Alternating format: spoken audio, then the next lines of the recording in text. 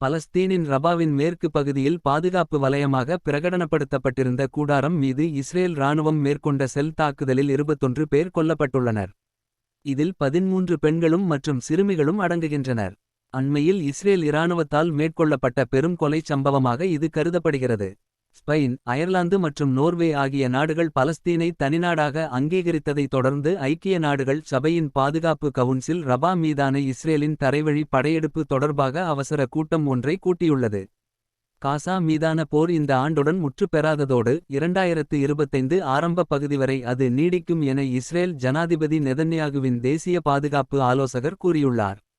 காசா மீதான போர் குறைந்தது 7 மாதங்கள் நீடிக்கும் என இஸ்ரேலின் வானொலி சேவையொன்றில் இடம்பெற்ற நேர்காணல் ஒன்றின் போதே அவர் இவ்வாறு தெரிவித்துள்ளார். இஸ்ரேல் ரபா மீதான தரைவழி தாக்குதல்களை செவ்வாய்க்கிழமையன்று விரிவுபடுத்தியதுடன் இஸ்ரேலிய யுத்த டாங்கிகள் ரபா நகரின் மத்திய பகுதியில் நிலை கொண்டுள்ளன. கடந்த அக்டோபர் 7ஆம் திகதி முதல் காசா மீது இஸ்ரேல் ஆரம்பித்த போரின் காரணமாக இதுவரை 36,171 பாலஸ்தீனியர்கள் கொல்லப்பட்டுள்ளதோடு 81,420 பேர் காயமடைந்துள்ளனர்.